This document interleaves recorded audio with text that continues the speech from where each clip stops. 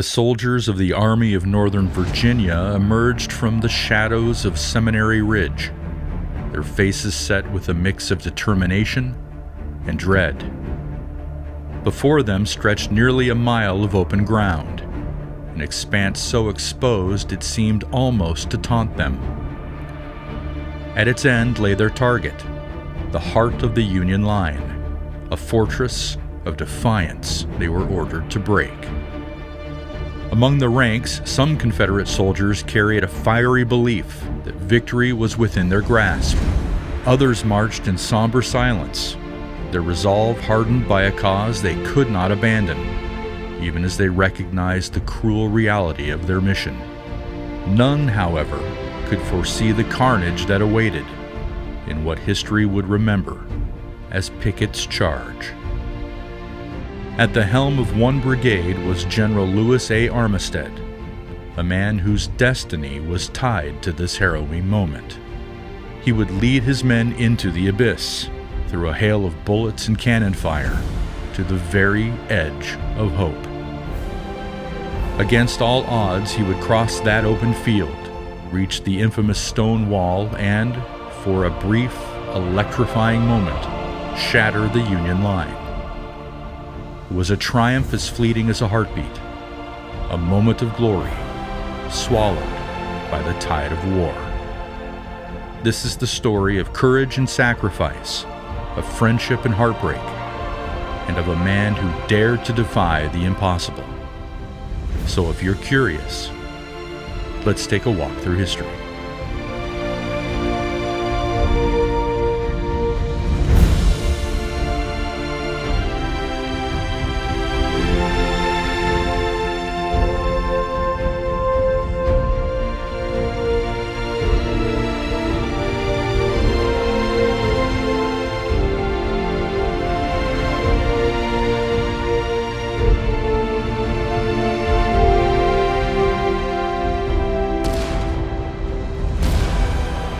The afternoon of July 3, 1863 began with a fury that shook the earth itself.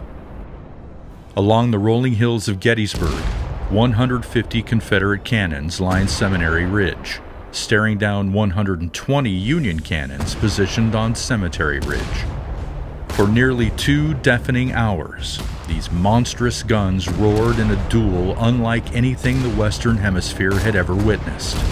The earth quaked, the air burned, and the thunder of artillery fire echoed as far as Pittsburgh and Philadelphia, turning the Pennsylvania countryside into a battlefield of sound and fury.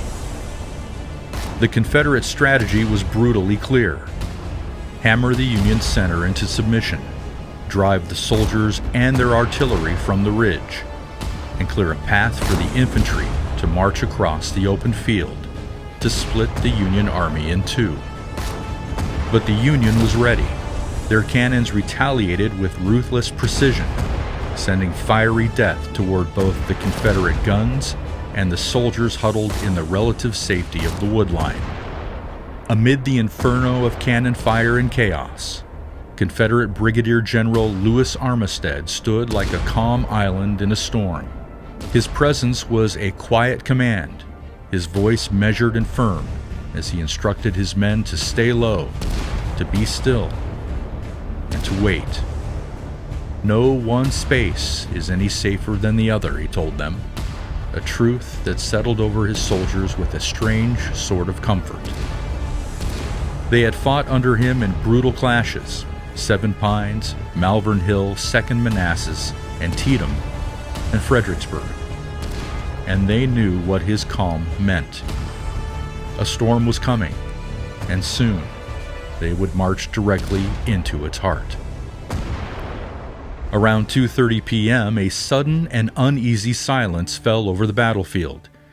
The Union cannons on Cemetery Ridge ceased their relentless barrage, some even pulling back as though to retreat. To the Confederates, it was a signal. The time had come.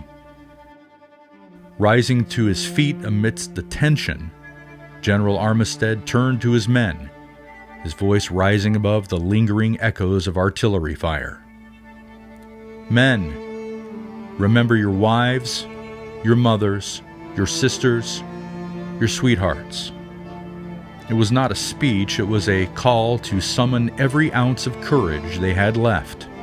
One soldier later recalled how they soon caught his fire and determination and resolved to follow that heroic leader until the enemy's bullets stopped them.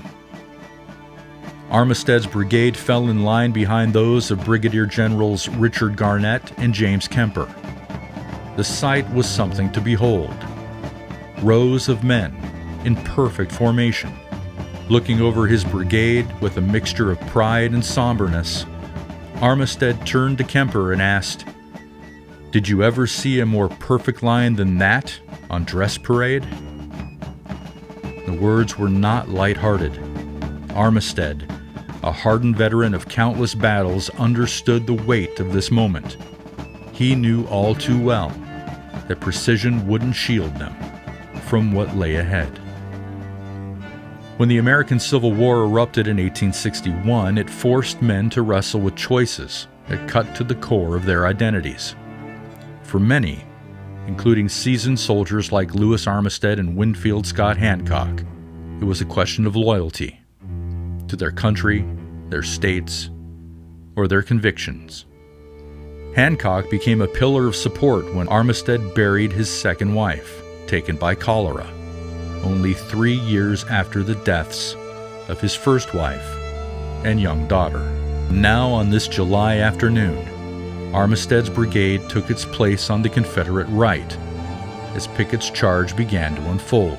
Across nearly a mile of open Pennsylvania farmland, they marched into the teeth of Union defenses and straight into Winfield Scott Hancock's Second Corps. Cannon fire from Little Round Top to Cemetery Ridge exploded around them, sending men and earth into the air in a gruesome dance of destruction. Still, the Confederate lines pressed forward, their resolve unbroken despite the devastation. On the Confederate left, General Pettigrew's division shattered under Union cannon fire and relentless flanking attacks from the 8th Ohio Infantry. Trimble's division, attempting to hold its ground, met a similar fate, eventually retreating under the storm of Union firepower. The Confederate right fared no better. Kemper's and Garnett's men, marching in disciplined left obliques, were mercilessly targeted by artillery from Little Round Top. Their movements aimed to converge on a single point in the Union center, now known as the Copse of Trees. The battlefield was a killing ground, carved in two by the Emmitsburg Road, a strategic artery now transformed into a gauntlet of death. Just 300 yards from the Union line at Cemetery Ridge, this road was flanked by a split-rail fence that in quieter times might have marked the boundary between neighbors. Today, it was another barrier for Confederates to overcome. To reach their objective, they would have to climb the fence, cross the road, and continue forward under relentless fire. As they neared the road, the Confederates entered the deadly embrace of musket range. From behind a stone wall, Union troops unleashed an unbroken volley of rifle fire, the air erupting with the crack of bullets and the roar of death. It was a slaughter, a graveyard in the making. Men fell in waves, their bodies collapsing as if swept by an invisible scythe. Yet the survivors pressed on, driven by orders, resolve, and desperation. In the chaos, General Kemper, still on horseback and commanding his brigade, galloped back to Armistead, who was leading on foot. Shouting over the din of battle, Kemper called out, "Hurry up! I'm going to charge those heights and carry them, and I want you to support me." It was a moment of unyielding determination, but it would also be their last exchange.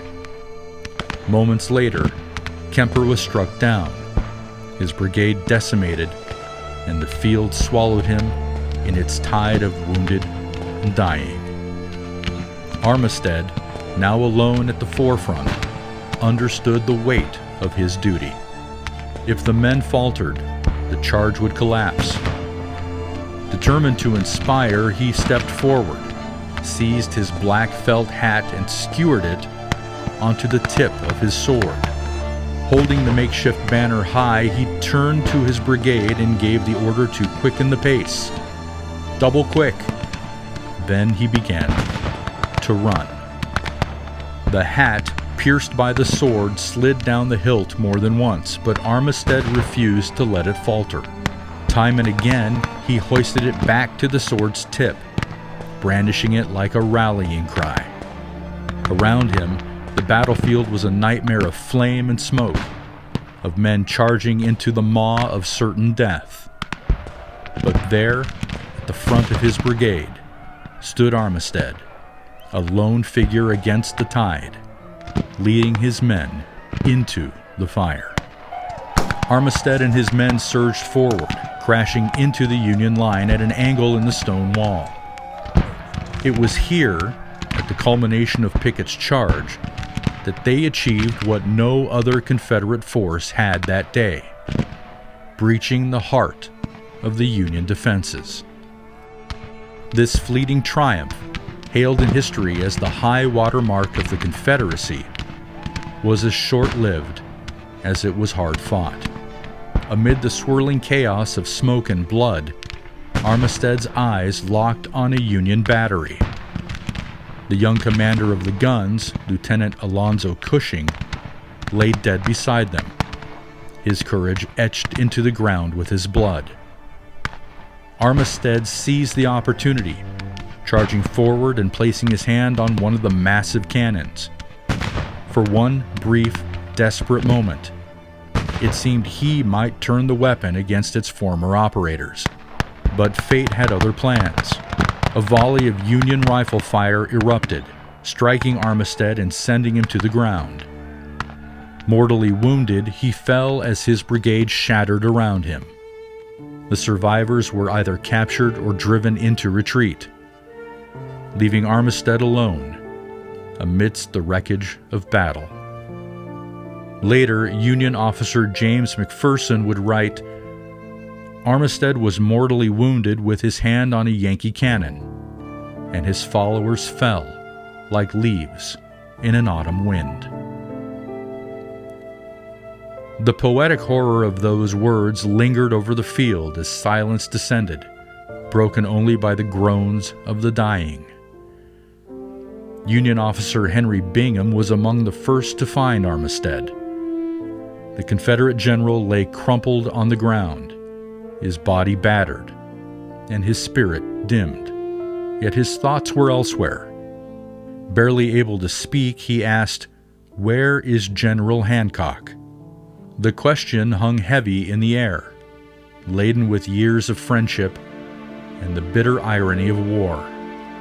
Bingham knelt beside him, reluctant to deliver the news. Hancock, Armistead's dearest friend and Union counterpart, lay gravely wounded just yards away. Upon hearing this, Armistead's face fell, his anguish unmistakable. The pain of his own wounds were eclipsed by the sorrow of knowing his friend had suffered in the very battle that pitted them against each other. In those final moments, the brutality of war gave way to unspeakable tragedy. Two friends, torn apart by allegiance, now united by their suffering. After the mayhem and bloodshed of Pickett's charge, General Armistead was carried from the battlefield, a broken figure both physically and emotionally. He was taken to the Union Field Hospital at George Spangler Farm, a site already overwhelmed with the moans of the wounded and the dying. There he was placed in a stifling summer kitchen, its cramped quarters offering little comfort for a man who once stood tall at the head of his brigade. The attending surgeon's initial report offered a glimmer of hope. Armistead's wounds, though serious, hadn't damaged bones, arteries, or nerves, injuries that often sealed a soldier's fate. Yet Armistead seemed to know better. Perhaps it was the weight of the day, the unbearable grief of the battle's failure, or the ache of unresolved bonds that told him his time was short. In those moments, he made one final request: that his Bible be delivered to the wife of Winfield Scott Hancock, his dear friend turned adversary. The gesture, simple yet profound, was a testament to a friendship that transcended the horrors of war. For 2 agonizing days, Armistead lingered under the unrelenting summer heat, his body fighting a losing battle against infection and fever. By July 5th, as Lee's army slipped away in retreat, Armistead slipped from this world. His death wasn't marked by heroics or grand speeches, just the quiet ending of a life caught in the cruel machinery of war. Armistead was buried first at the Spangler farm, his grave a lonely reminder of the chaos that had unfolded. Later, his remains were moved to Baltimore's Old St. Paul's Cemetery, where he was laid to rest beside his uncle, the celebrated defender of Fort McHenry. Yet even now, whispers persist.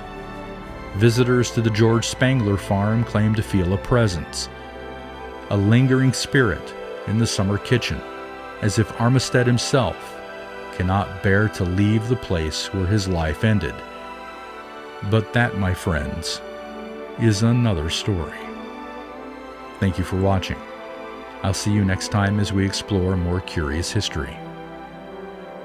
Take care.